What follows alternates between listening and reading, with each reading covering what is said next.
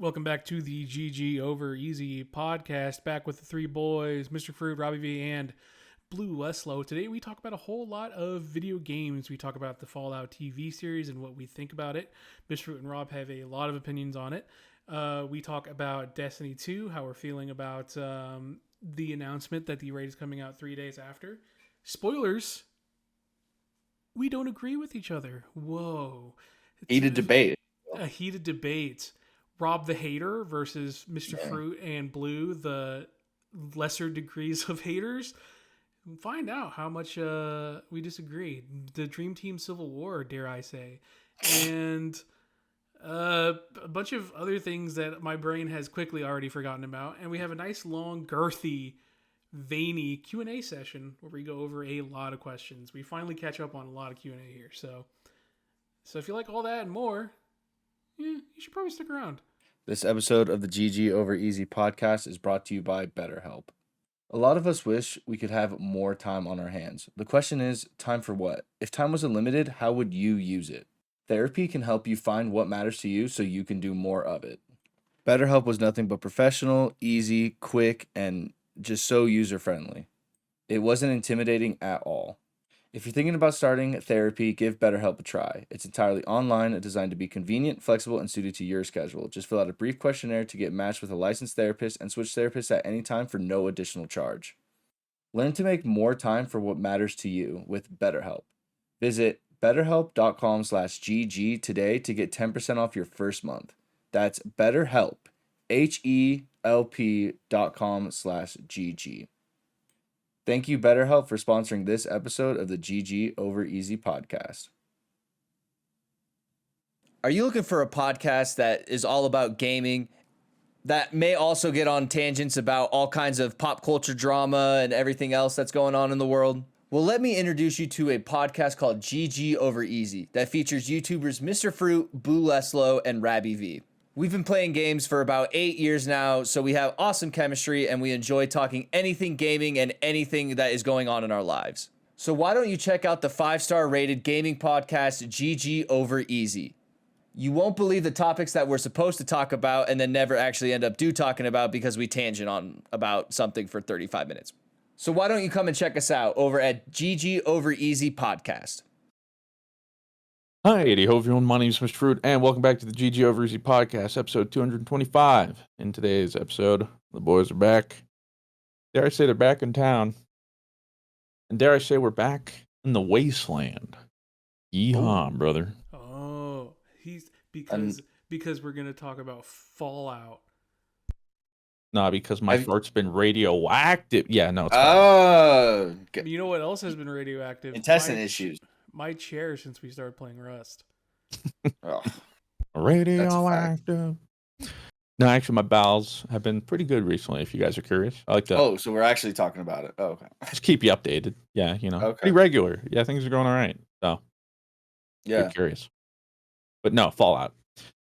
Amazon Prime show. I think we mentioned it to come out last time and that we'd seen like an episode or two, but I believe Blue hasn't seen any, but Rob and I have finished it at this point.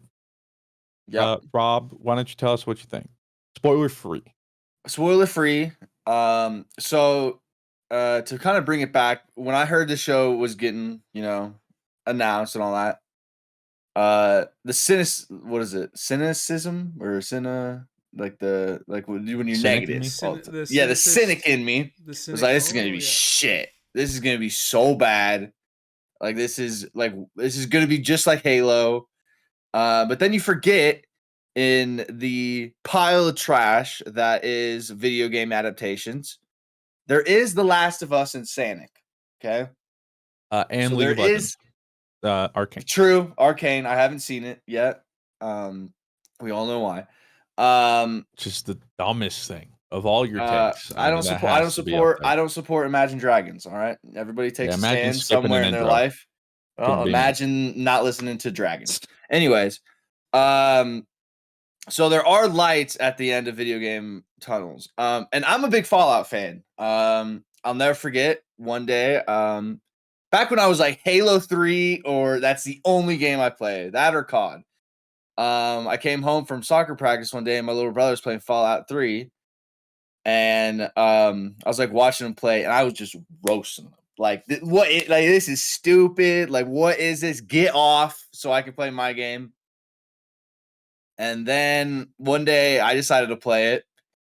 And the next day I went to GameStop and bought like the collector like book that like would teach you like all like Yeah. they don't make those anymore, I don't think. Like there's no I can tell you the way last they time I've like been in a game store. So maybe right? digital. I don't know. Like what do they call those books? Like I mean, I always thought like the Primo walkthroughs. They're usually yeah, like exactly. made by Primo or whatever. But yeah. Yeah, so I went and bought like the Halo or the Fallout Primo book and was like the whole time just like secret guns, all that kind of stuff. So Fallout 3 turned out to be like one of my like favorite games of all time. And then some people say Fallout New Vegas, which came out a little bit later, is better. I only had one playthrough, and it was on the first patch of New Vegas on the 360. And spoiler alert, Bethesda doesn't make the best first patch, or not even like it was like not even patched at that point. So it was really really long load times. I mean, you go out and you go into a building, no lie, like 2.5 minutes just watching a little roulette spiel will go. So I was like, fuck that. So I did end up beating it, but it was like, Oh, I think we're on blue screen, folks. Yep. That is, so we lost his eye. I can see the blue hue. Poor dude. No. Poor dude. Actually, one of my good IRL friends called me last night. He's been having PC issues, and he knows me and my frequent PC issues. So he's like, I'm stumped, man. It's been 4 days. And he started out, he literally said when it turned it off. Next night, went to turn it on, nothing. Gray screen. And turns out the SSD got like burnt or corrupted or whatever, like the nodes or something. I don't know, it's real internal system clock or I don't know, something crazy. But also the graphics card was the issue. And he's like, that's really weird that the same night, two things would act up. So maybe it's like a larger symptom. Maybe it's like the motherboard. So he gets a brand new motherboard. No good. Gets a new SSD. Can get Windows. And it's running, but still can't get display with a graphics card. So he gets a new graphics card. Still not working. So bro basically bought a whole new PC to not work. That's what he's been talking about. Like I've practically built a whole new CPU. Welcome back, welcome. Rob. Yeah. Blue screen, by the way. Yeah. No. Yeah, we got that. Well, okay. It's a good thing. It's a good thing that I'm also recording, so maybe you can use my stuff. Yeah. Just link it up to that, but still, damn. Yeah, it's not. Yeah. Long story short, though, my friend's gonna buy a new CPU. Gonna see if that fixes it. If so, then he can at least he still has returns on the other things, but I do not envy him. I've been there. He's also at the like I'm ready to just commit stage of tech support, and we've all been there. Yeah, I mean, sounds I'm like Rob's there. getting there. Yeah, so I mean, I don't know why. Like, it just like randomly blue screens, and like, shame on me because this only happens when I turn off my computers at night. Because I'm like, you know what? I'm not trying to like use energy. So I swear to God, I turn off my PCs today. My streaming PC boots up. None of the motherboard is working. Like none of like the mouse moves, the Ethernet port's not working. Like nothing that's plugged into the motherboard. So then I have to restart it and then update. And then my blue screen. It's just awful. Anyways, I'm just a big Fallout fan. I love Fallout. It's really awesome. But I kind of fell out of love with it when Fallout 4 came. And 76. Fallout 4 is okay. The story in that game is kind of stupid though. And like the ending doesn't really deviate from like a lot of like how you go about the game. And then Fallout 76, I don't know, dude. Like launch was awful. Now I hear like the game is like kind of made a comeback, but like it's just not like Fallout for me. You know, it just seems kind of like an MMO type Fallout thing. That's just not what Fallout is. So I have like no desire to replay it. So when I first heard the Fallout show was coming, I just immediately assumed it was going to be trash, especially coming from Amazon where they made Lord of the Rings not so great. I kind of figured this. Power. Sue me.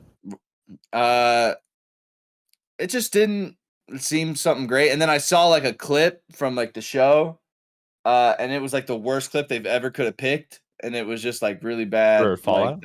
Yeah, Oh, like when they teased it or whatever. yeah, and it was just seemed kind of like off, but you kind of understand later. But watched the show, and absolutely loved it. It's one of my favorite video game adaptations. It's right up there with The Last of Us. Might even be better than The Last of Us, just because I like this world almost better.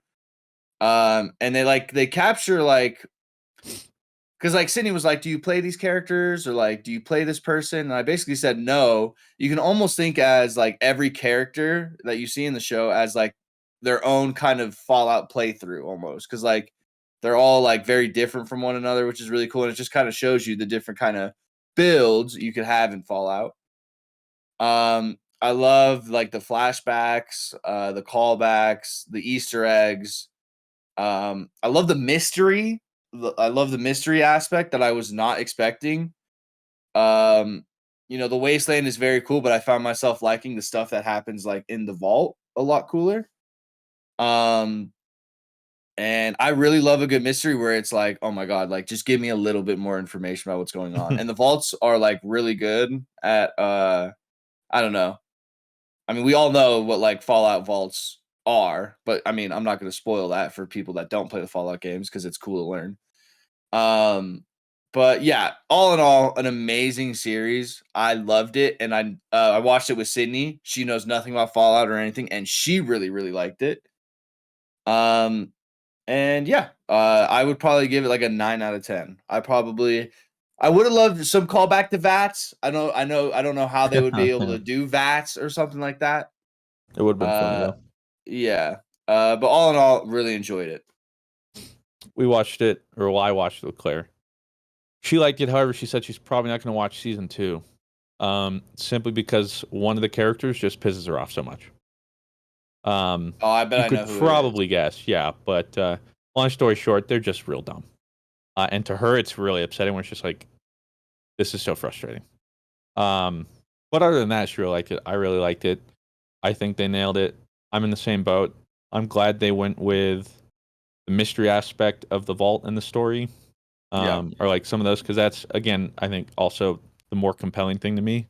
Which is also why I liked Silo, because that's the whole idea. Essentially, the vaults with the mystery, and that's the whole premise. Like, that's the interesting part with me. And then with those things, it's almost like Westworld for me. I still liked Westworld, but like after season 1, after the whole mystery of Westworld, After the the unveiling. yeah, it was still interesting, but like a lot of the magic was lost for me.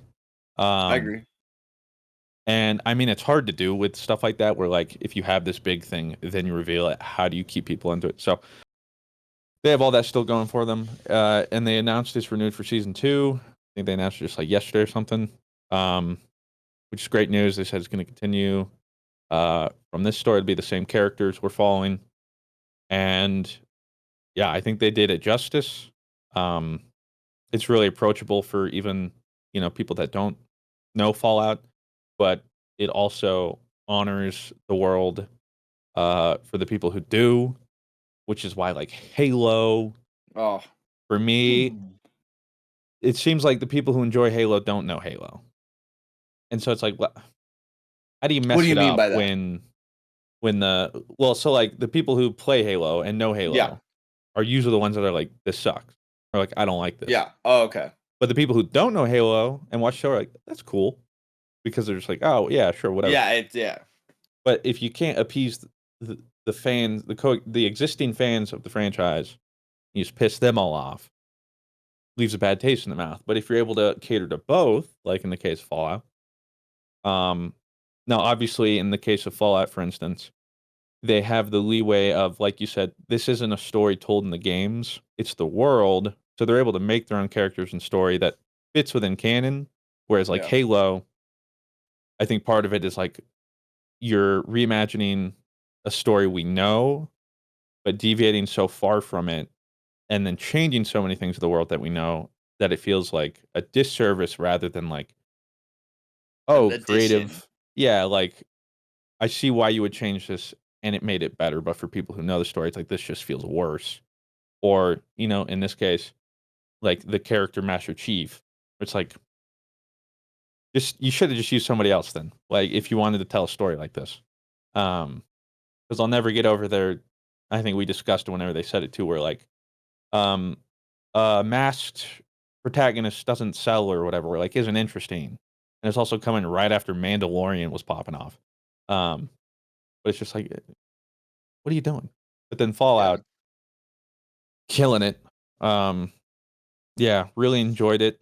A nice balance of like serious but funny, um, and all the stuff that went on, all the little Easter eggs, all the jokes about like the encumbrance bag and giving everything to your companions and stuff was really funny.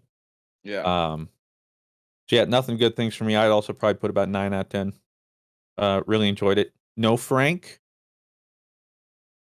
That's why Probably if you expensive. Probably expensive. probably if you threw Frank in there, it'd be a 10. So season 2, give me a little I bit. mean, was Frank Sinatra in Fallout at all? I think he Like, what? was, or maybe I thought he I was don't maybe with think Fallout so. 3 or something.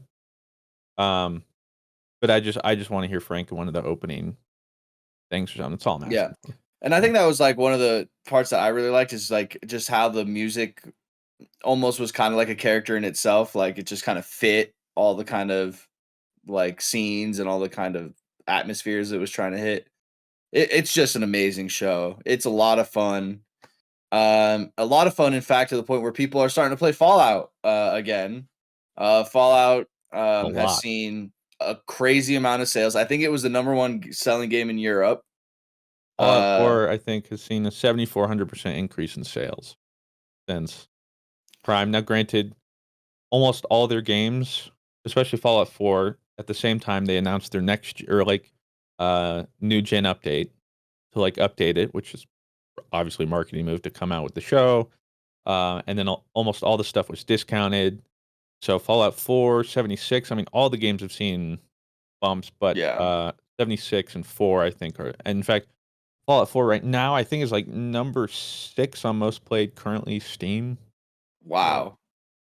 And see, like, uh think about if it's like Halo's the show was great. You know what I mean? Think about like the resurgence even like Halo would get from having a good show. And do you think like video game studios are seeing this? Like, hey, if we make a successful show, like we can have like a reboot almost with our video game as well. Like people Unfortunately, got it's not really up to the game developers most of the time.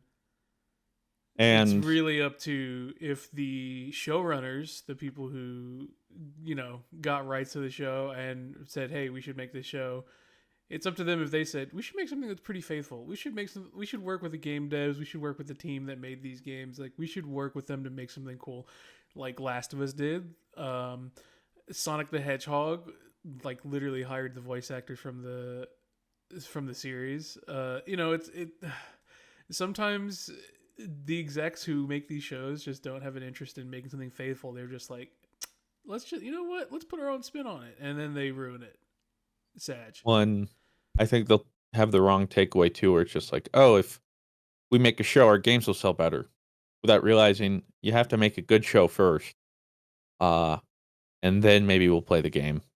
Um, because been some not so great adaptations, and that certainly doesn't translate. But right now, yeah, Fallout 4 has 100,000 concurrent players on just Steam. Um, wow. and then all trending games of the last week on the list of like 15 games. Every Fallout is there. You have Fallout, Fallout 3, Fallout New Vegas, Fallout 4, Fallout 76, Fallout New Vegas PCR, uh, Fallout 2, every single one. Seeing an insane increase. So certainly working out well for them in that department as well. And goes to show you what happens when just like that you make a good enough show too that like it either reminded people, "Oh, I should go back and play this," or like, "Oh, this is so interesting, I want to learn more about the world." And I think in the case of Fallout 2, it is in a perfect position to market that because, like I mentioned, this isn't a story told in the games, but it shows the world and also specifically to like how different vaults are. And in every game, you come from a different vault and you learn about different vaults. So even that could be some of the curiosity for some people. It's like, oh, well, I just want to know more. Oh, I want to know about this story. And they're getting a new story rather than for something too of like, technically The Last of Us. I mean, you would go back and more or less play what you're watching. Yeah. Yeah, it's Because like it's more or one less story. telling the same story, yeah. But this one just works so well. And I mean, it is kind of crazy like how future proofed the concept of Fallout was, right? Because like I mean, the entire premise is all these different vaults. You come from a vault, and all these there's just so many vaults all around the world to avoid an apocalypse. And each of these vaults can have their own stories, and that's kind of the whole premise of going through Fallout was kind of like going through the vaults and seeing the stories of them. But man, like they really knocked it out. Like the OG concept creator really knocked it out of the park. They're like, damn, like each vault can tell a story. Sheesh, this is movies, TV shows, other game. Like we're ready to go, boys. Like get this franchise started. Speaking of video game adaptations, there was also a rumor that before the Sony acquisition, Destiny 2 was working with Netflix for a animated Destiny 2 show. Hold that. You can leave that. Like, I don't. Your actually, hate though. boner for Destiny is coming out. That's not hate boner. It's just like, what are you gonna make a show about Destiny about? Like, you are kind of a hater. that has like no stakes or like any sort of like story. Like, See, is the Destiny story now good? Well, see, no. You think that could be a TV show or a I mean, series? D2 definitely had good stories for like a year or two, and then they've gone back to whatever slop they're making now. But I think because Destiny's Your Destiny hate boner. Rob, what I'm saying is not even. You're on a different level of haterade, dude. You are insane right now. When Rob gets mad, he gets passive aggressive mad. I hate you. You're the worst. I'm like, yeah, I don't know. Like they used to have good stories, but now they're back in slop. And Rob just like, well, you're hate. It's never been good. Anyways, toxic. Anyways, I think because there's such a lack of stories, like cohesive stories being told in Destiny, because they're kind of all like their own pocket stories that never really like have payoff in the main game. I think that actually works well in a TV series because they could just have like a general story about different Guardians doing their own thing, completely separate from the Vanguard or the events of D2 happening right now. So I think that could be good because D2 has such a lack of a cohesive story. That being said, I would have liked to see. Well, it just got canned with the Sony acquisition. But for the show, I think they could have done interesting things. One, there's all the lore stories we've heard but never seen, like, and we know some more now, like Kratos or like the Vault or all different fire teams. But I think an interesting show would have been actually showing the initial. What did they call it? Not the fall, but like the Red War. Well, no, not the Red War. Like the Zavala but when it all era. started, yeah, like when Guardians first actually became Guardians, like the Travelers showed up, and then the everything else came out, and the collapse. That's what it's called, the collapse. And then the coming of the Golden Age, but that didn't happen. There's been some other. I have never seen it. It's on, I think, Prime. It's the Critical Role, like D&D animated cartoon. It's like Vox Machina or something. Yeah, really. I've never seen that one, but I've heard good things. Yeah, I think it literally plays out. I think it's like an animated version of the campaign they've been doing forever or whatever. Apparently does really well. But you can have good adaptations. It actually reminds me, I went to the theater yesterday and there's a preview for Borderlands. Where it's like, I don't know, maybe this is, I just still can't get over some of the casting. Bizarre casting choice. Like Kevin Hart as Roland, or there's just most of them actually. The tiny Tina girl seems like a pretty accurate, and like Jack Black is Claptrap, that tracks. But I think part of it too was some of the casting was like, how do we just appeal to? It feels like almost like we need a voice actor. Kids love Chris. Hemsworth, No, who's Mario? Chris Pratt. Pratt. Yeah, just something like that, where it's like a normie appeal, or like Kevin Hart or something. I got to think Camp Blanchett, or however you say her last name, is to like maybe get parents. She's a good siren, oh, I think. she's just so old. See, That's what I my don't problem You're is with Kevin insane. Hart. Old, yeah. Homie just, she's just so old. But like the side, like the character, I forget what her name is. Lilith yeah. is Yeah. like, she seems like maybe early 30s, but Kate Blanchett's like what? Like, how old is she? Gotta look. Dang it. You're like Kevin Hart right now. Damn. She's 54. I thought she was older. But Dang. like, Damn. crazy action sorcerer girl. It was just like bizarre. See, my And problem I still lies with think Kevin Hart. Roland. Yeah, Roland is supposed to be stoic. Roland's and, huge. Like he's supposed to be a and huge huge. soldier, Yeah, and dude. they Like The just- Rock or something. And they just turned him into. Unironically, The Rock would have been. Oh, the Rock. Yeah, that would have been. I mean, It would have been quintessential casting, but I don't think they have a particularly like big. I think they have so many big stars in it purely because they don't have a whole lot of faith in the IP.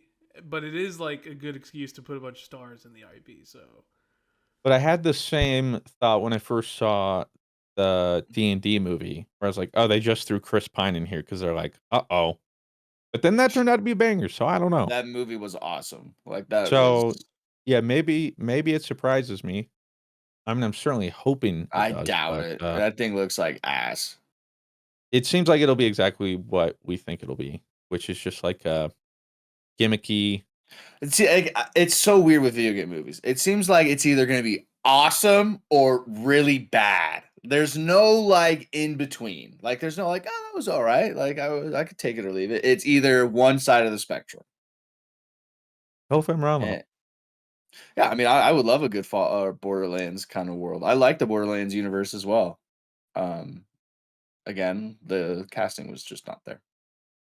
But regardless, the last like 5-ish years, or whatever, have certainly redeemed video game adaptations. Because up until that point, I enjoyed the World of Warcraft movie, but really aside from that, they were mainly just misses. With the few whatchamacallit, diamonds in the rough. But speaking of these video game adaptations, Sonic 3 was announced and a certain casting was announced. And would you believe it? Keanu Reeves was casted as Shadow the Hedgehog for Sonic 3. Awesome. I'm here for I it. just saw a little clip me a for the gun. knuckle.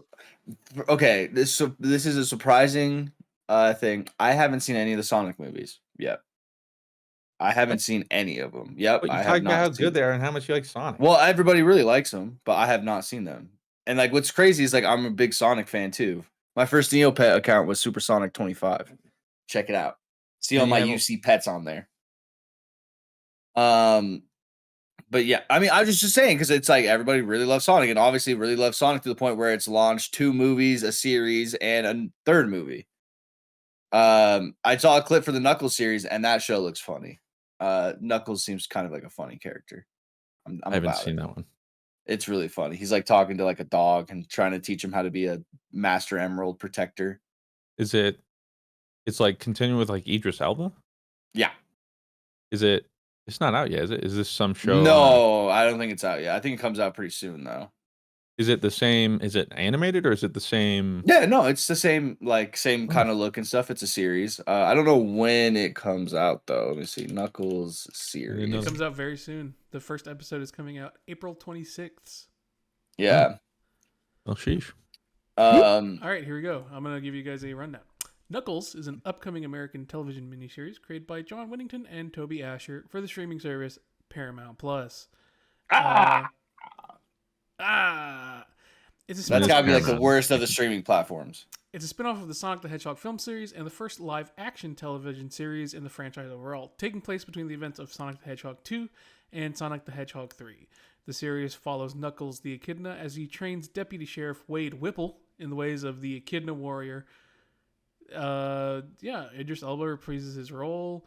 Oh wow, looks pretty sick. It's a very short series. It's only 6 episodes, so that's why it's got a It's got that movie quality style to it. Very very short limited series event, which honestly I'm down for. Means hopefully less to mess up. Make it a more condensed. Granted, though, then I'm gonna have to buy Paramount Plus for a month.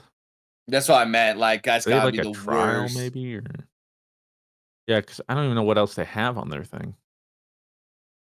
Which I think didn't just Disney Plus and Hulu merge or something? They're going to. They I don't already know. have. They have like It's not that they merged; it's just they have a bundle. yeah, they have like a bundle Oh. thing. It's like if you have Disney Plus, you get Hulu for like the $3 extra or something like that. We're going back I to did the Super Bowl cable, like deal most where of you them. got Hulu for a year for like $2 a month or something. I saw that commercial. I was like, yeah, I don't care if I even use it ever, never. $2 for a streaming series for a whole year. Well, did you see the statistics about how many memberships, I think it was Peacock kept after the playoff game? No, I didn't. And Is it so just because now some they're people like, forgetting or? probably. I mean, that's what most people bank on, is getting you into the thing, and then you just don't remember, or you forget to cancel, or then you're like, well, I already have it, um, and it was like a pretty ludicrous number. So now people are like, great, now it's just going to incentivize more people to try this. Well, what's funny is I saw a quote or I saw a story and it says Disney Plus is adding channels as streaming inches ever so close back to cable. And then I saw a The funny circle. meme and it was like when he's like somehow Palpatine is back.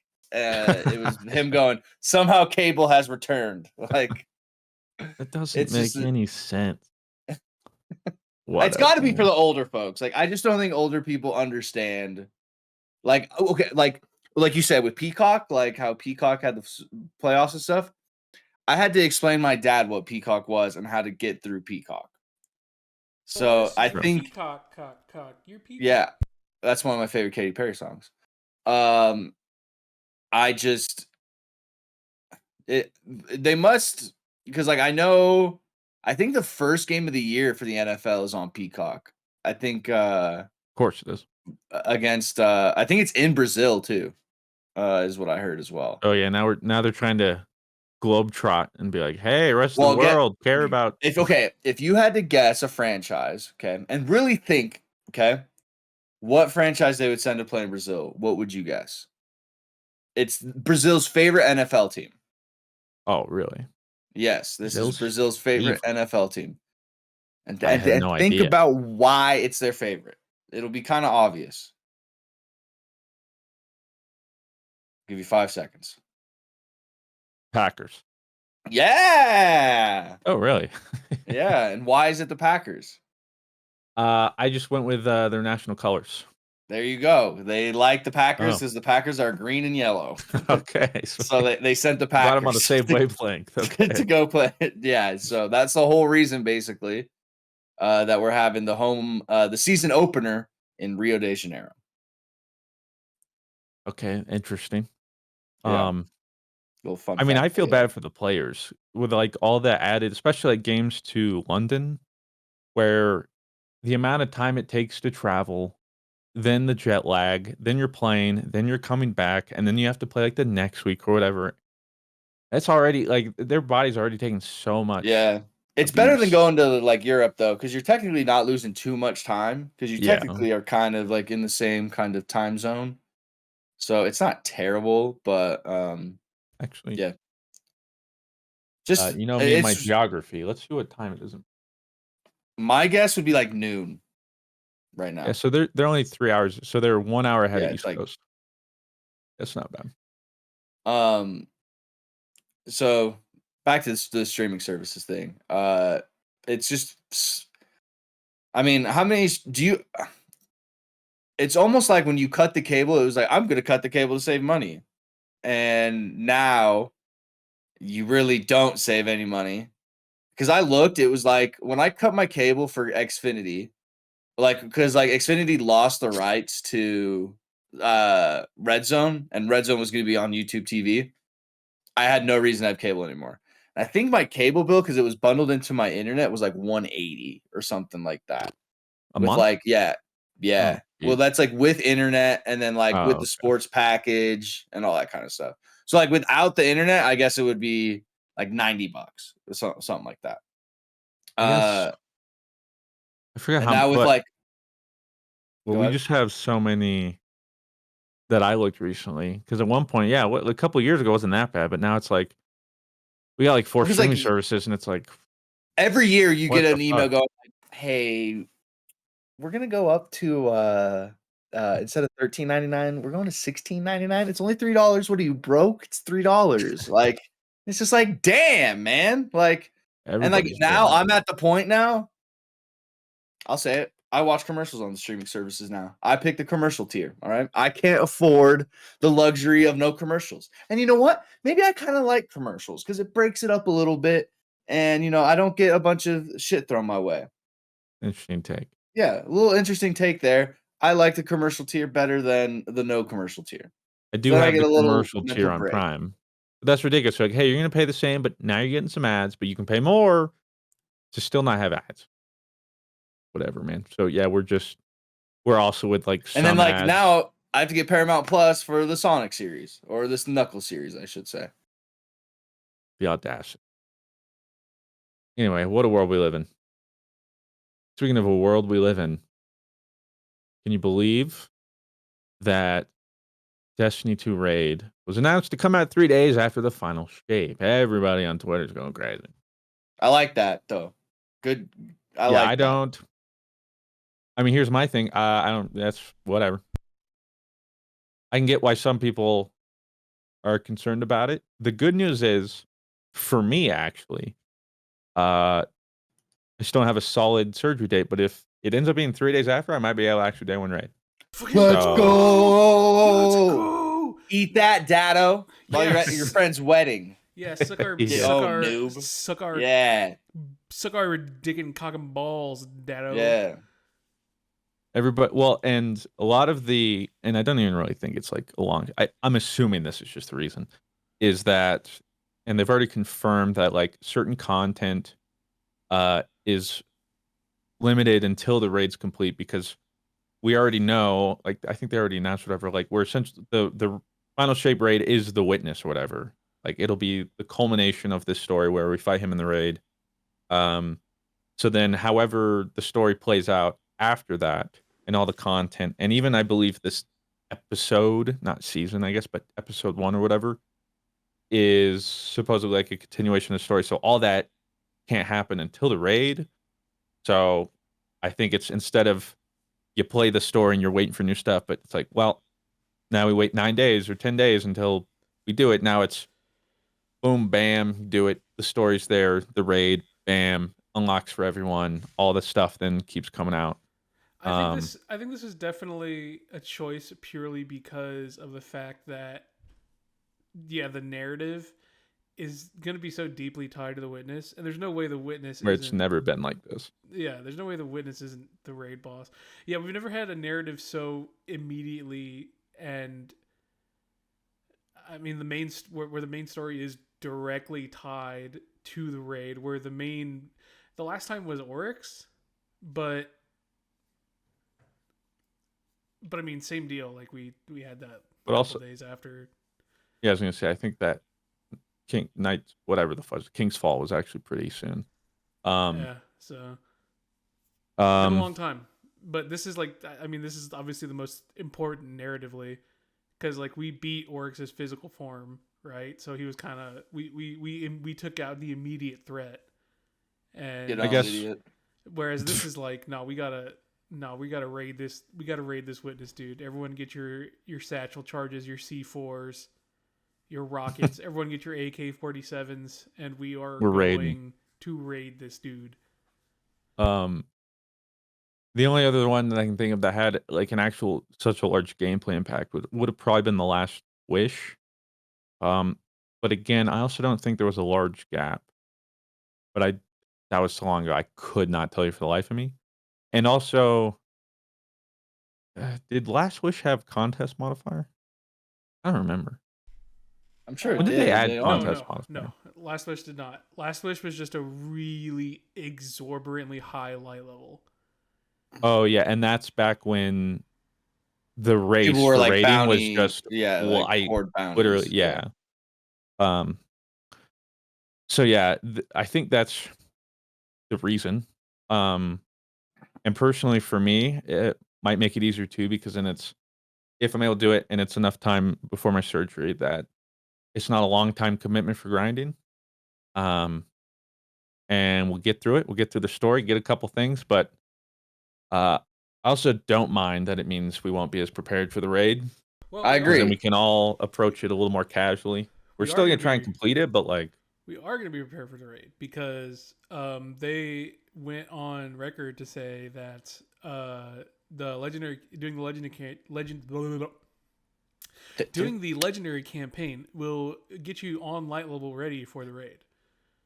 yeah, I meant more so like min maxing equipment, like whatever new stuff comes out. Very fair. 'Cause You are There'll spitting only on that. be there'll only be so much time. Like, let's say it takes the first day to beat the campaign, or maybe day and a half, and then But how like realistic will it be to chase the new exotics or god rolls? that's why I really like the idea of the raid being 3 days after, because it's like there will be a little bit of min maxing, but to a certain point. Like if this was like 2 weeks later, the amount of people that would like have insane builds going into it.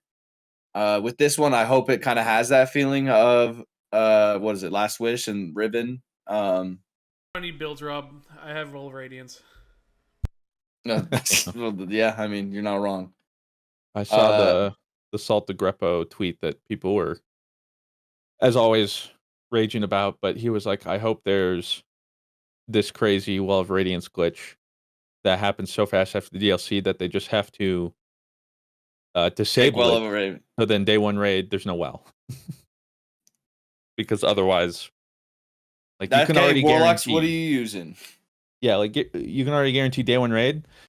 We'll have something, something, something. Well, like maybe prismatic, well. You're always Yeah, they're I'm sitting here like it's funny because when I saw Prismatic, that's probably also one of the reasons why I wasn't as hype. Because like, wow, look at this cool new subclass I'm not going to use in like the most fun content, which is like day one raids. because you just can't. Because I'm a warlock and I'm going to be running Well of Radiance. Because if I'm not, I'm throwing on day one. Yeah, it's. I mean, we beat this horse to death, but yeah, and a lot of people in the thing too. But it's just like it's not fun when it's just an auto include, or else you're just like shooting yourself in the foot. Beat it to death, but like it's also kind of like them. They've kind of designed it to where Well's a necessity.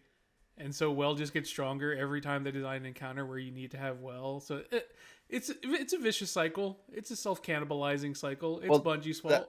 You know, it is that's what why I it is. really liked the dude who kicks. Who's Whoa. that? The guy that. Yeah, that's why I liked him, because he like kind of moved around. It was mobile, and it was like that's really kind of the only time you don't see well used. So hopefully, you think the witness will learn from that and be a difficult boss. If that raid is as boo boo keys as the last one, there is no hope. But there is no way. I have a hard time. I don't think. I don't know. I don't know if they'll make it, or at least purposefully make it the hardest. I don't know if they want another Last Wish situation. But Do you think that was I bad for think they them? certainly. I just don't think they want that for their player base. I think they like having people a decent amount be able to complete it day one. Um, who knows? Maybe their take here is like we just want this day one to be balls hard and content's gonna unlock and maybe one team will do it or two. I don't but I have a hard time thinking there, but I also don't think they want Rooted Nightmare again. I think they want a happy medium, but I could be wrong. It's Really not. it's it's tough because you. I feel like as a game studio, from my perspective here, you do have to obviously, Fruit said, you have to balance that tightrope of it being difficult to appeal to the people who like this game is their life, but also accessible to where, hey, I would like more than like 2% of the player base to play this content we work so hard on. So, and by all means, Rooted Nightmares was the most successful when it came to the greater accessibility of people actually day one rating. day 2 rating, people actually going in and trying, and you're like, wow, like so many people are getting the experience that we want them to get. Like, this is some of the most fun in gaming, in my opinion, and so many people are getting to experience that for the first time. Is Whereas it you have like stuff like Garden of Salvation and Last Wish, the two most notoriously dick punching difficulty on day 1, because Garden of Salvation was the first contest mode, and so few teams completed that. And then Last Wish, obviously, literally single digit teams, 2 teams. So it's like, I feel like their design direction, as time has gone on from Last Wish and Garden, has gotten more and more like, hey, more people can do this, because Deepstone Crypt was. I think Deepstone Crypt is probably their happy medium of having people experience it, but it's still being hard enough to the point where, like, not anyone can just finish it. So maybe we'll get something like akin to Deepstone Crypt. Realistically, you could also have them just be like, fuck it, just have this be the let these gladiators in the ring fight and everyone can watch it happen, where it's just an insanely difficult boss, insanely difficult raid. I know that's what the people who play it all the time want. But when you look at Root of Nightmares, you see the level of engagement. You see how many people were like, oh, we never done this, we did it for the first time. So many people rated, which it's that tightrope. How many people do you want rating versus the small minority to be like, let's fucking go, Destiny's back? But see, here's my like counterpoint to that. So like, sure, you get more people rating, but if you make it hard, you get more people watching the streams that are actually trying to beat it and stuff like that. And But I as a think game that dev, what do you want more? Do you want people watching Watching your or streams, playing? or do you want people playing? Your I think in games? that aspect of a really hard kind of encounter and something that is really difficult, where it is already 2% of your player base playing, like, and at max maybe 5% with Root of Nightmares. Who really knows what it looked like? But I think in that regard, it should be something that's really difficult, because then people will be watching and you'll have that really hardcore player base happier because they got to do something that they've always wanted to do. While the people know that like want to try and know they can't beat it, like probably us, we got to try and go, well, we can't beat it. That was fun. Meanwhile, the other people that are like, there's no way I can beat this anyways. Let me watch somebody who's trying to do this and really struggling with it. And then they see how hard it is and how cool it is and how much like strat goes into it.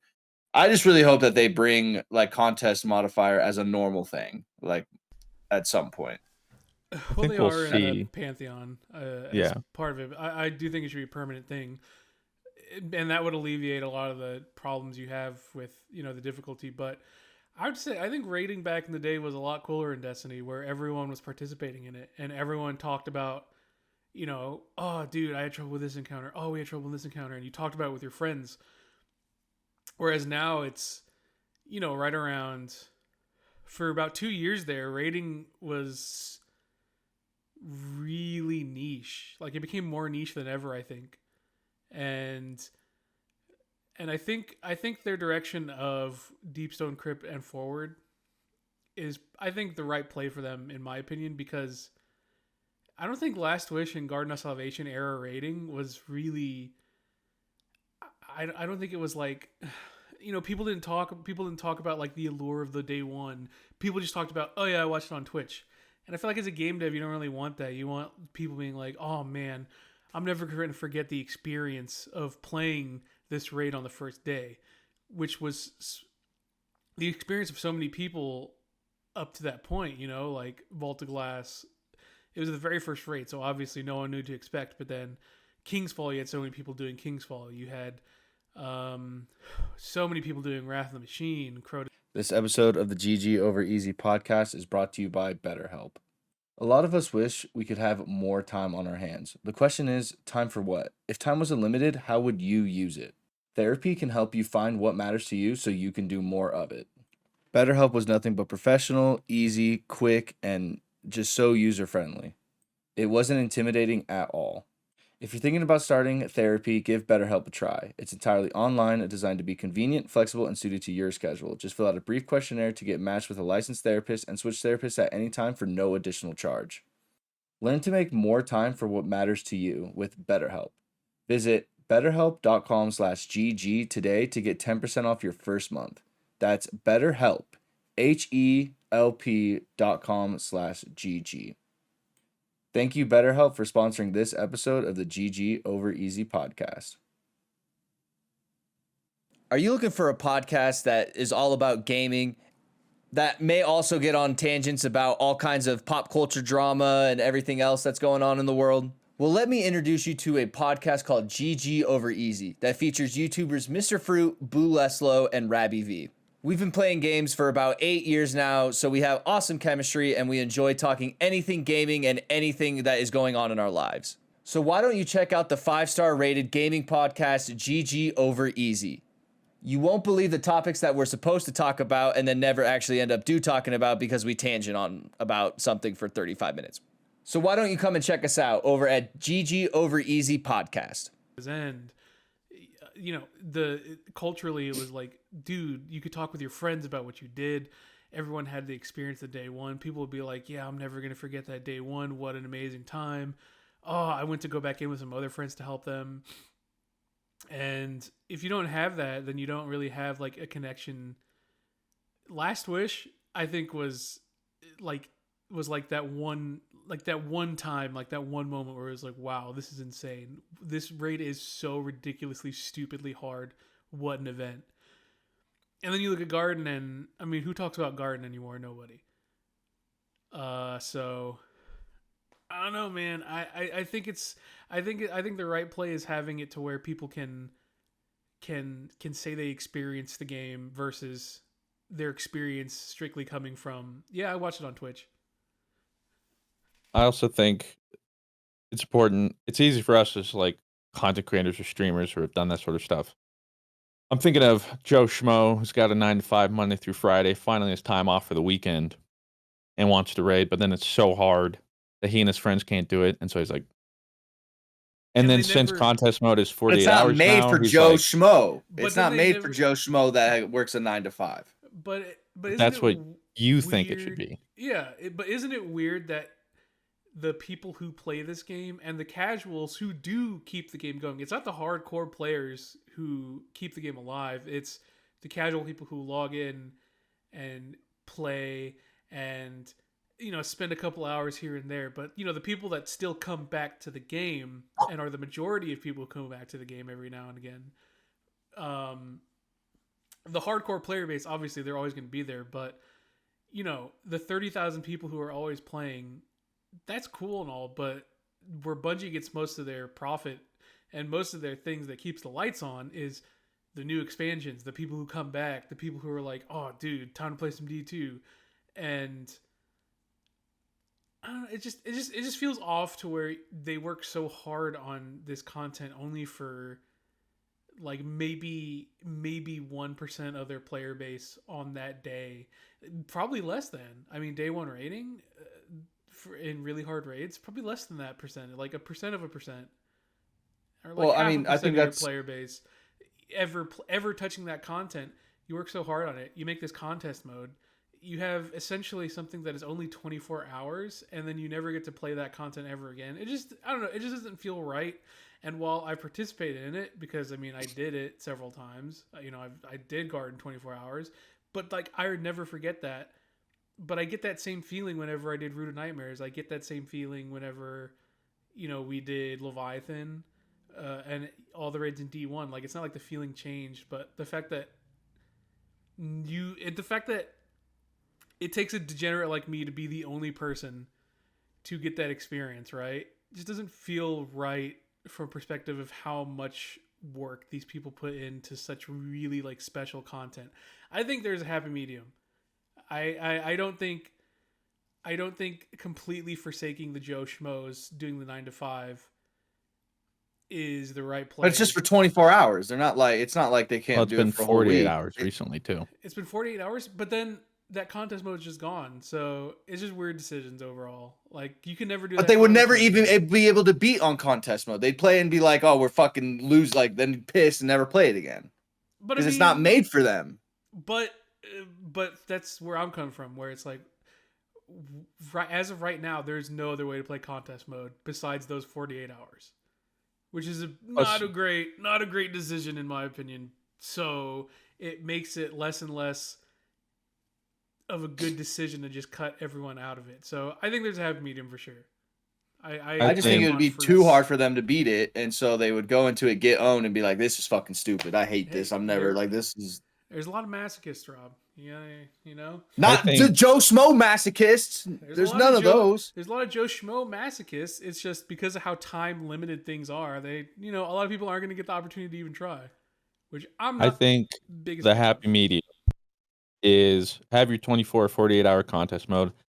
And then I would argue, especially with this Pantheon, keep it as a toggleable mode going forward. And then maybe there should be like 2 separate emblems. One emblem for beating contest mode the first 24 or 48 hours. Then a different emblem, but still an exclusive emblem for beating contest mode if you beat it outside of that window. So if you beat it within the 24, 48, you get both. You beat it outside of it, you won. And then during the first 24, 48 hour contest mode, as soon as one team clears, make it toggleable.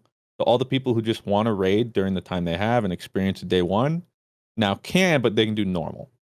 And then everybody That else who makes a wants to little do bit more contest sense. mode. That because I just think, well, even having it on a Friday, okay, let's say they make it 24. I think it should only be 24 hours. I hate the 48-hour thing. I do. Like, Well, I mean, because it spawned because of all the issues. well, yeah, that's why. But let's say it's just 24 hours, because then Friday, most 9 to 5 Joe Schmoes are working on a Friday and don't get it off. That way, all the hardcore players get that Friday, and then it's just 24 hours. You don't get to do contest mode because guess what? You would have never beat it in the first place.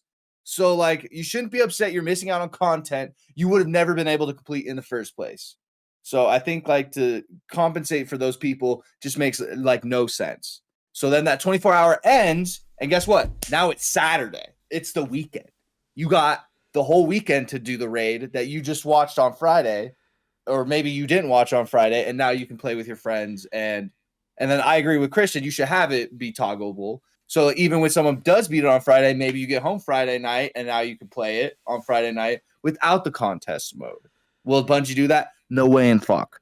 But well, I mean, once the raid comes out, we'll know exactly what they're trying to do because it'll be evident with what they. I think and that's kind of where I stand with. Go ahead. I think the last 3 raids they've gotten it perfect. I think Road of Nightmares it swung a little too far in the casual direction, but I think the last 3 have been exactly what day 1 raids need to be. Vow, awesome.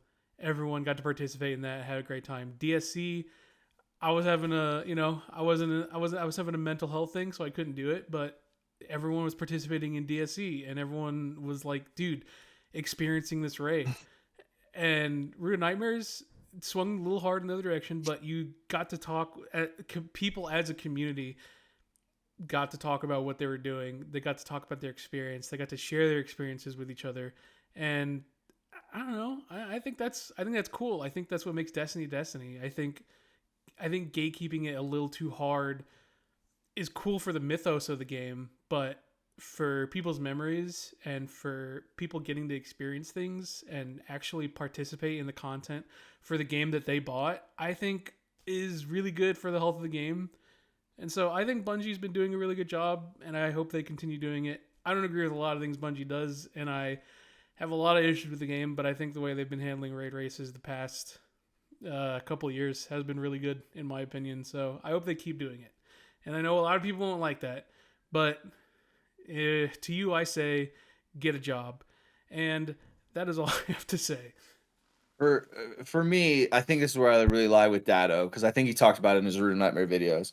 That, like, the casual player base gets a whole season. They get, like, all kinds of stuff, right? They get all kinds of stuff. The hardcore community, this is really all they ever get. Yeah. So I think, like, when you do the contest mode and stuff like that, you should keep those players in mind rather than the 98% that gets all the other stuff later on in the season. That's where I think like you should cater to like your very few dedicated no lifers, dados out there that you know their whole season is built around the no contest raid, because the whole other season after that is built for your casual player base in mind. And I think that you should, you know, give some bread to the hardcore community just for 24 hours. You know, I'm not saying they get a whole weekend and then the casual player base has to wait till their weekend or something like that. I think the best of both worlds is what Christian said, like being able to toggle and after somebody like beats it. But I think just kind of leaving your dados, for example, just kind of out to dry on the one day that they finally get to have, where it's like, this is really hard and you have to bring your fucking, you got to cross your T's, dot your I's, and like be ready to beat this. And like, I just don't think you should have the casual player base in mind at all for that sort of thing. And Toggle fixes all we'll see of what it. happens. But whenever Bungie does that, whenever Bungie decides to introduce that toggle Yeah. in 2028, you know, that'll be paused.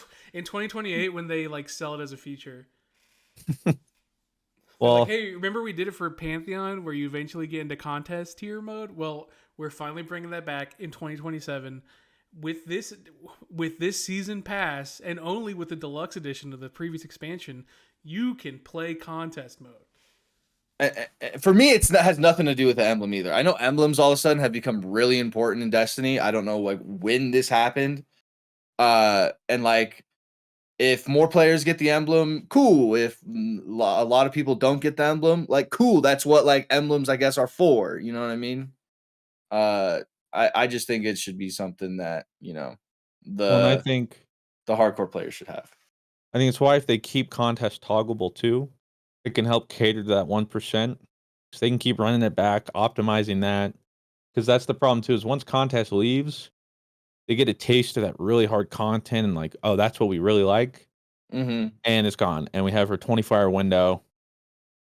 Next raid, we'll have another 24-hour window. Yeah. But yeah, I think the idea of the toggleable thing once somebody completes it is, but the thing is, will they do it, or are they even technically capable of doing that right now? I don't know. I don't think that's what's going to happen. Yeah. And all things aside, not thinking about the health of the game or other players, I'm with you, Rob. I enjoyed watching one or two people struggle to beat it, and that was a cool event, and we got to talk about it, and we all remember it. As the whole of the health and stuff, though, probably like that's why it's maybe not the best, but I know where you're coming from, and I agree. Where like that's a fun event. I mean, even we gave up on, like, I wasn't streaming at that point. We gave up Yeah. after I forget where, and then I think Golgoroth, whatever, and then we just started watching. Or no, that was King's Fall. Whatever the freaking. Yeah. I know what you're But talking you know about. what I'm talking about. Yeah. So it is a fun event, and it just seems to like where we are in the game and how they want to capture audiences. Um, Especially with them trying for this to be like a really big deal, having all the people come back. I think they definitely want to be more approachable. Um, but I think if they don't have a toggle, I'm with you that it should be 24 hours, even though I know if server Yeah. craps themselves and stuff, No it's a 40. big Yeah. issue. But that way, yeah, at least they have Saturday, Sunday to experience the raid the first, more or less day or a weekend, Yeah. whatever. But it would be so much easier if it was a toggle or like 24-hour, then both get opened. But you can still toggle, and as long as you do it within the first reset or whatever, you get. I don't know, but like Yeah. it's either way, people are gonna be upset. Either the Exactly. casuals are gonna be upset, the hardcore is gonna be upset, the people, So good luck, Bungie. Yeah. I don't envy you. Anything else we wanted to touch on before we catch up on some Q&A? I don't think so. All right. We're gonna start here with MC534. It says, "What is your favorite album of music?" Oh, these are always tough. My favorite album. I gotta say that whenever I think of album, I know him and my boy Drake are beefing right now, but if I think of like a top to bottom album that like is for me is just like no skips, probably be Good Kid, Mad City by Kendrick Lamar or Wolf by Tyler. I would have to go with Discovery by Daft Punk. Oh, that's a good one. It's one of the other thing too is full albums I've even listened to. Not many, but it means I really like them, and Discovery is definitely the one I've listened to the most. This is an impossible question for me. Yeah, because Blue's a real like music head actually. Like, I think this is an impossible question. I don't think I could give you a single album that is the best. I will say the single album I probably go back to the most of all time. I probably go back to the most is probably Since I Left You by the Avalanches. Recently, what I have in heavy rotation that is already a classic for me is probably What's Your Pleasure by Jesse Ware. Those are the two heaviest rotation right now. Not heaviest rotation right now, but like those are the two that like I definitely rotate the most. So this question is also from MC, but it's like from the next week. It says, this one is for free. I saw the other day that your main channel has over 1 billion views total. Outside of congratulations, I've got to ask your thoughts and feelings on that. Yeah, I hit it a little over a year ago, I think. It's wild. I'll tell you that. That's a lot of views. And then it's wild too that I look and Baby Shark has like 25 times that just for that video type of thing. Yeah, that like even the billion on my channel, the amount of people so much bigger. Like YouTube has changed so much. A billion is still huge, but also yeah, like you then look at how many more people have hit insane milestones. Or I mean, it was comparison is the thief of joy, Mr. Fruit. It is Remember true. that. For me, it's definitely a big accomplishment and one I never even set. Like the only goal I ever set was 1 million subs. I don't even think I would have thought a billion views. And slowly over time, we ended up hitting it. It's wild looking back, scary looking forward. But even no matter what happens, how it all ends or anything, I'm proud of myself for getting to where I did and accomplishing what I have. And a billion is just a cool big number. So Hyper Lethal says, any plans for GG Easy merch in the future? Yeah. Can maybe cook something up at some point, but for right now, probably not. We do have some merch in the works right now, but you'll have to wait, and not GG over Easy merch specifically, but something else that's coming kind of soon. Little hint at you. Kara says, hi y'all. What's one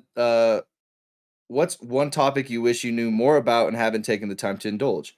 Also, I want to dial back a question from last week. Blue said he'd not achieved anything great, and I would like to remind him that he has helped build up this community that we are all a part of, and without him, it would not be as nearly amazing as it is. Yeah, Blue, remember that.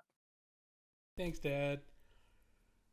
A topic you wish you knew more about and haven't taken the time to indulge. I'll go first so I can pee really quick. Yeah. It's a cop-out answer, but genuinely, probably just about everything. I think learning is very interesting. Learn about things I like, and I like a lot of things, but I don't find the time. So genuinely, a lot. One of them was like history. I really like history.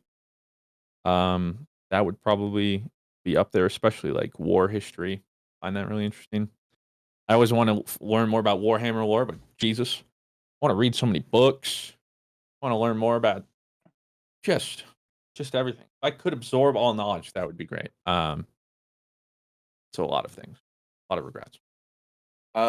For me, I would love to learn more CS2 smoke lineups, maybe like Mirage Insta smokes. But those are really hard and annoying to learn.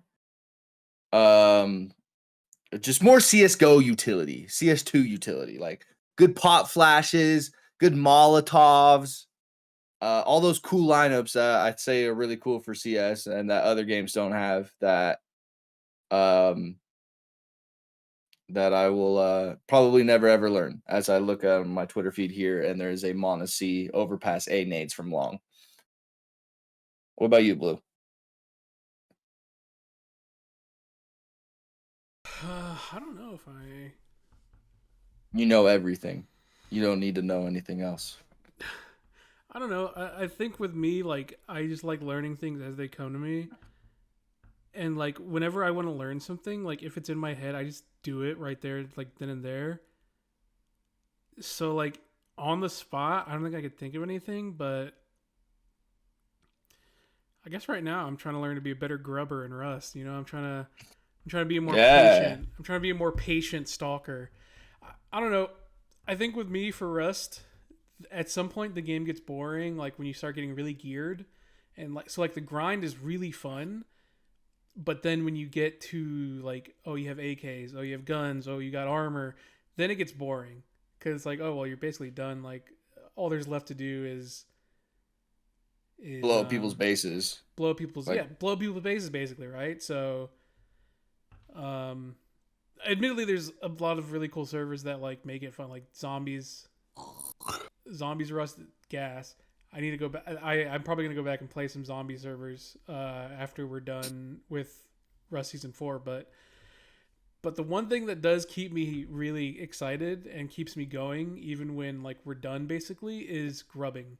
The art of grubbing is basically going out with shit tier gear, but like really cheesy one shot things like a compound bow, the double barrel shotty, or like the little P22 little pistol, and you pretty much go out with the intention of having basically nothing on you, but hunting like high gear players who are getting complacent. And there's something so fun about going out, stalking a bunch of end game people who aren't paying attention and just stealing their gear. It's fun. I like it. GG over Easy Legend 1 lax says, what would be the worst place to wake up without knowing how you got there? What's that? What are those like? Okay, so like when we grew up, we had creepypastas like Sonic.exe. What's like the new gen creepypasta where it's just like a bunch of endless rooms and the wallpaper is like the same? What's Oh, that the back called? rooms or whatever. Yeah, I think waking up in the back rooms, not knowing how you got there, would be just the worst thing ever. I think waking up in a small submersible at the bottom of the ocean, not knowing how I got there. That's a pretty Like bad way like the to. thing that blew up going to the Titanic. Like just waking up by that. And what is that? Or a coffin buried. I mean, you're both like. Yeah, they're essentially the same. Technically, the submarine is worse because you're deeper than a coffin, probably. True, but maybe the coffin feels worse because you have a little more hope because you feel like you're closer, but you're also pretty much equally bound. Yeah. Mr. Westlow? I think one of my greatest fears has definitely been being buried alive. So probably waking that. up in a coffin. Waking up in a coffin, yeah. Esquire says, got an editing question. I use DaVinci Resolve. I know most people prefer Adobe, and I have not gotten some editing gigs because of that. So my question is, what's the big deal? Why do people not like the difference in software? Parentheses. I know this is a niche technical question, and wouldn't feel bad if you guys decided to skip it. It's changed a lot. And I haven't kept up with it all. It used to be Final Cut, then sometimes it's Premiere, sometimes it's DaVinci. It's swapped in between. I don't really know all the specifics. I don't know why they do or do not like it. I used to, in the actual filmmaking world, when I paid more attention like 10 years ago, I knew a little bit more. But now, I don't know. And why I use Premiere is just because it's what I've used. So it's familiar and it's easier. But unfortunately, I don't have the specific answer, and I know it's Yeah. also fickle. It'll change again in probably 5 years. I have no idea. I mean, some companies probably have like a thing with Adobe as well, where like if you're working on a certain gig or something like that, they will give you an Adobe thing. I have no idea. That could be it as well. Um, they may want to look at the cuts too from a different thing, so you have to like save the Adobe file and send them that, and it opens up in Adobe. Maybe that's it. I don't know. I think a lot of it is just industry standard. Like if you want to be able to edit, like like if someone wants to go in and fix something, then they can easily do so with the most popular software. I think ultimately, Yeah. I don't think it's a software thing. I think it's more so just accessibility. And because like when you look at like YouTube for like a long time there, like the really quick motion blur cuts and the just the deep fried memes thrown into everything, like that was really popularized. Like that style is screams like default Sony Vegas editing software. You know what I mean? But like that's what was popular and people loved it. And yeah, you can accomplish the exact same thing on every other software, but um, it just goes to show that like nobody really cares necessarily what the software is. It's just more so like, hey, we use Premiere. We want you to use Premiere. It just makes it easier. Someone needs to make an edit, can go into Premiere, uh, or like Final Cut, or whatever they're using. I think the less popular the editing software is, the less people are going to want to use it, just because it's a little more niche. I don't know. I mean, I think at the end of the day, everyone can accomplish, especially on YouTube, the exact same level of editing quality. But obviously, in the more film oriented industry, people are obviously more focused on specific editing software. On the more web industry of videos, people are more focused on a different type of software. It's just it's just whatever's getting used. I don't think there's probably like really specific technical details on why everyone prefers something, but I can probably tell you most people don't really know those things. Most people just know, do they have the software I edit on, and can I edit their edits, and can they edit my edits? Yes, no. Okay, well, that's what makes my decision. Johnny Appleseed says, I know y'all enjoy board games a lot, and assuming you had kids or had to introduce kids to board games, would you start them off with more niche picks that you enjoy, or would you play a lot of the more conventional games like Sorry, Shoots, Lend Ladders, Monopoly, etc.? Also, would you let them win? I don't believe in letting people win, ever. Like, in no circumstance would I ever let anybody win in anything, even if it's a little child. Um, I'm giving you my best no matter what. Unless you're Mr. Fruit in a 1v1, then it's like lag or something. Um, Okay. if I mean Talisman is like my favorite board game ever, but it's hard to introduce a kid to that. So if it was a kid, I'd do like something like Clue, a little bit detective skills and all that kind of stuff, and a little deception. It teaches good critical thinking skills, I think. I mean, I like some of the more complex board games, but I think even just from a standpoint of introducing them, I think you'd start with introductory and more basic because they're exactly that. More introductory and basic, easier to grasp, and sort of the same idea with like video games. You played a lot of video games, you can play a more complex video game and you automatically understand how to play some of it or the systems, and you can look back on the things you've learned. Whereas if you just start at 100, it's really overwhelming. I think it would be best to start simple. Then they understand the idea of board games and rules and turns and even just these basic things. And then you can slowly go up in complexity. Um, but I think the best chance of having them enjoy starts with something simple, basic, even if it might not be interesting to you, because the most important thing is they can grasp it. Because I've done it, you've probably done it, the commenter and stuff. You know what it's like to go for board game night or something, and either you or somebody else is explaining a new board game, and even as a board game player, you get lost, and you're like, "Can we just play?" Or like, I tuned out. Whereas like it can even be tough to grasp some stuff where you're just like, I just need to start playing because you already know and have things to pull from. Like I have a general understanding. Let's get into the nitty gritty, and that can be overwhelming for people who already play board games. So I think start slow, work your way up. Maybe they like the more complex. Maybe they don't. Maybe as they age, they'll like more things. You don't know, but I think your best chance is just starting from the bottom and working your way up. I don't really like board games so much as I like card games, and I'm never holding back on someone when I'm playing a card game. So Yeah. I am Never let anybody running. win. I yeah, yeah. I I got my partner a cool ass Urshifu deck because they're like, oh dude, I love Urshifu, and then I just very first game, pulled out my fucking Dragapult V Max deck, absolutely shredded their asses. I am not holding back, baby. I am sorry. I love you, but Yeah. But also, catch this fucking Phantom Max blast dick punch. And the idea of like never letting someone, it probably comes like stems from my dad, because like whenever we played soccer when I was a kid, like he was going hard all the time. Like and it was always like I always strived to beat my dad, and then when I was finally able to beat my dad, it was like a big thing, you know. Now if he had just let me win, you know, I would have never had my Naruto, you know, build up. I think I would sprinkle in wins. I would do it in the hopes of keeping them engaged.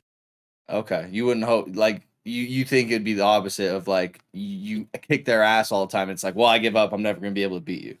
Well, because yeah, I feel like it's a 50-50. Some people hit that point and then, okay, I'm never doing this again, or now this is my singular goal, but that's all they focus on. So ideally, you find a perfect balance of like just enough, like the carrot on the stick, where they're like, oh, they know what winning's like, and they're like, oh my god, that's really cool. And then they get their ego inflated, and then you beat them some more, and then they're like, okay, so it's not that easy. And you keep going from there. And then it would be really cool though, especially once, because part of it too is you suss it out. You can realize like, okay, they have no idea what they're doing. I gotta help them a little bit.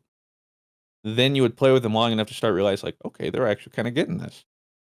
Then once you get like that middle ground, you're like, okay, probably no winning. Just And chill. then it becomes really fun when suddenly you can't win and you're not even like giving them a win.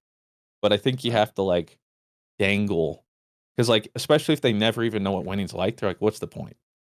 Like, that's no fun. So if they get that taste, you're trying to make them a crack addict essentially. Is that why you let me win Halo 3 1v1s? Or were those real like victories? Oh, Slippy Fist says, did you know you can get windburn on your ass cheeks if you fart too much? Okay, we're just gonna skip that one. I felt it. surprised I haven't. Unknown source, have you guys gotten to try out Dragon's Dogma 2, and what are your thoughts if so? I have not. I've not, unfortunately. I've heard very polarizing things. People who like it. People who don't. Unfortunately, there's all the controversy of the microtransactions that took away from a lot of the narrative. But when those games, if it's your game, you're gonna like it. If it's your game, you'll find out pretty soon.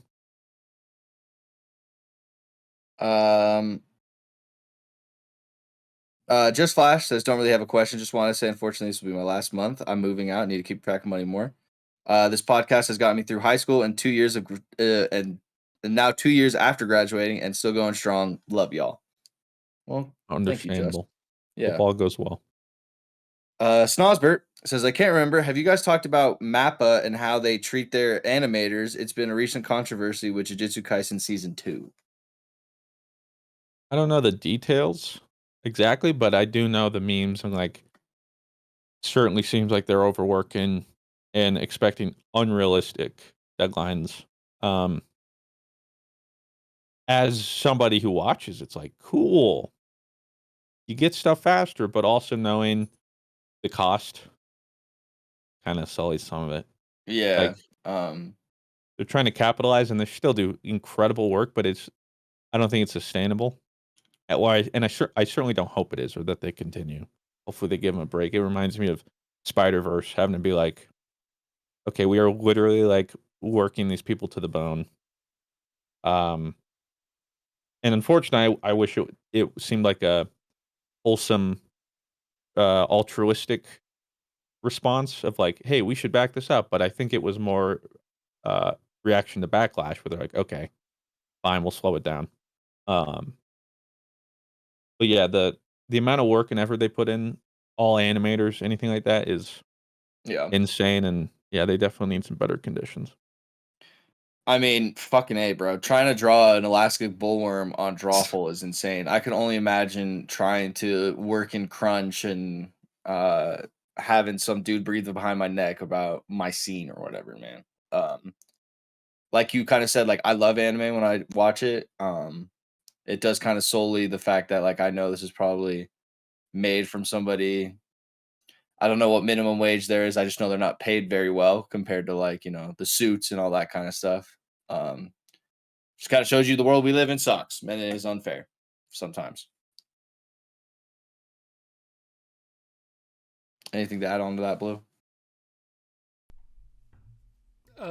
You guys went so in, I lost whatever the question was. Let me read it over. God, it's I gone. deleted it. Uh, Oh just God. basically Mappa and their animators being treated like shit. Yeah, capitalist societies pretty much always eventually lead to people getting treated like shit. That's just the way of the world at the moment, and that's just how it is. Yeah. Winter's Cloud says, "Hey Blue, are you excited about the new Final Fantasy expansion? And what are your thoughts on the latest class?" So let me go over this 84-page essay on why I'm really excited for Dawntrail. So Dawntrail is going to be one of the best Final Fantasy expansions because they're doing so many things different with the things that we fundamentally hate in Endwalker. Now, I'm really excited for a lot of the job leaks, but I'm not going to talk about them because I know a lot of people don't want spoilers. However, I'm really excited for Viper because I do love melee DPS and I do love big burst window melee DPS. Not as big on Pictomancer because I haven't really found myself to be super excited about casters as of late. Now, that being said, Viper hopefully is really sick, and I'm really looking forward to all the new job things coming out real soon. Dawntrail has a really cool vibe, and it's also very fucking Spanish, and like fucking I don't know, dude. Just Hispanics. We're gonna be eating. All right, very a lot of Hispanic culture in this expansion, and I'm really excited about it. So yes, I'm so ready to play Dawntrail. And then the next question says, "Fruit, what is a good idea that you and Claire have done that doesn't break the bank?" Good date idea. Um, Good question. We struggle with those. Recently, certainly getting our bang for our buck. If you want very long date nights, Baldur's Gate 3. Been doing that There for you date night. go. That's been like 5 months with weekly date Are you nights. doing that today? No, I think we'll do it Sunday night. Oh, okay. It's I usually just know Sunday you or were Monday night. really playing Rust today or streaming today, so I thought I Well, didn't yeah, I know. got therapy and then I gotta work on some other video, all Okay. that fun stuff. But yeah, something like that. Um, Otherwise, I mean, you always have your like default go to icon stuff, or whatever. Yeah. You can do like in-home movie nights where watch like a streaming movie or something you've wanted to watch, but then you either go out and get like snacks or bake. Like Claire once baked homemade cinnamon pretzel bites. That's what I love to get at theaters. Uh, and like homemade Coke ices. That was really fun. Not too expensive. Something like that. Cindy enjoys thrift shopping, so one of these days I'm gonna go with her and we're gonna go thrift shopping together. Um, that'll be fun. And Rob, I love you, man, but what is happening with your stomach? It makes for funny stories, but I hope you're okay. Yeah, dude, I see like shit. Like that's all it is. I actually like shit. Um, how much time do we have left? I got time for a couple more. Jimmy says, "What would you all say is the highlight of your career?" Just being able to do this still and having fun, still doing it, and living the life I've always wanted to live. In the sense that like I don't have a crazy car or like I'm not like super omega wealthy, but I literally get to do what I love with my friends and I enjoy what I do and I get to live a middle income class life. That's all I've ever wanted in life. So that is the highlight of my career. Is that it enabled me to literally achieve my dream of living a American middle income class life, and where I actually genuinely enjoy what I do. Um, Hard. I don't know if I can pick a like favorite or whatever, but Mhm. one of the highlights is always the stories I hear about viewers, and what I've been able to offer with my content for them, usually in their times of need. I talk about it. That's why I started YouTube, because seeing animators back in the day was that person for me. The light in my dark, so to speak, like my comfort content that let me escape the world. So whenever I hear stories about that, or any of the fan mail I get and stuff about a lot of stuff, or we get to meet people at conventions, those are usually my highlights. Mr. Westlow?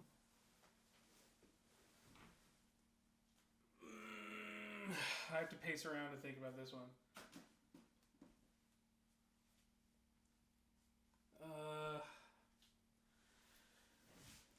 I could probably say it for you because I think I know for you. Oh, well, I mean, I'll say it for you. Probably that I've somehow managed to. Yeah, I have no idea. I was gonna say you love the St. Jude stream and like what we were able to do for. Yeah, we did do a lot of Yeah. charity. I will say that's probably my favorite. We'll do the last question here from Popgurt. It says, what are your thoughts on digital card games like Legends of Runeterra and Yu-Gi-Oh! Master Duel? I know Fruit used to play Hearthstone. Hey, I used to play Hearthstone too, all right? And have you guys played the new Dragon Ball card game Fusion World? I like deck building games. I recently, like 2 months ago, got back into Hearthstone, weirdly enough, and was playing Constructed, and then ran into this Reno card that was just absolutely in every deck, and it made me hate the game, so I haven't played it since. But no, I haven't played a digital card game in a minute. I used to play or try all of them back in the day, because back in the day, especially when Hearthstone released, that was like it. You didn't have many options. They were still mainly all traditional physical. Yeah. As for stuff like Legends of Runeterra, I mean, I probably have hundreds of hours in that game. Love that game. Played it since release. I pretty much exclusively swapped to just Path of Champions PV when it came out. Way easier, way stress-free. And for me too, the big thing was being able to just pause and stop. So I don't actually play it really. The only reason I have hundreds of hours is because a lot of the time that's what I do during cardio. At least when I'm doing like cardio at home, is I'll just play it on my iPad. And yeah, you'd be surprised.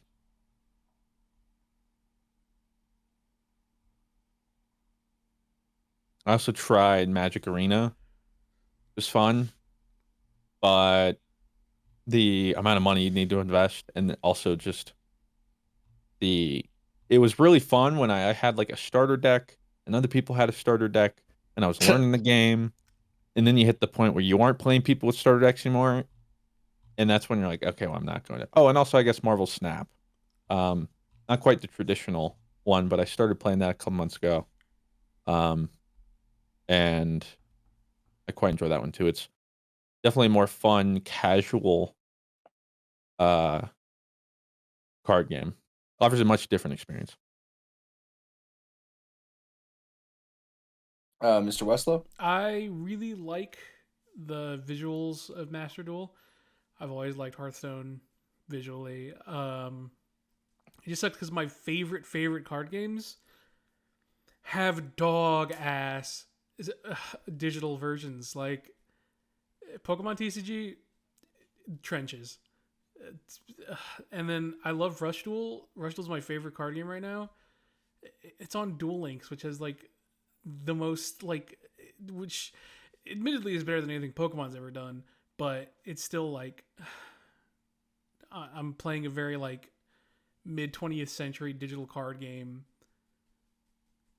I just wish my favorites had like the level of polish as like Master Duel or Hearthstone or I hate it. That being said, Pog, I love digital card games.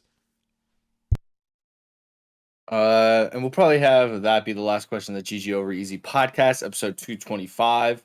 Thank you guys all for listening and hanging out and watching. Please think about checking out the Patreon down below. Always updating and always in there. Thank you guys all for hanging out and chilling. We'll see you guys next week on the podcast. Peace out. See.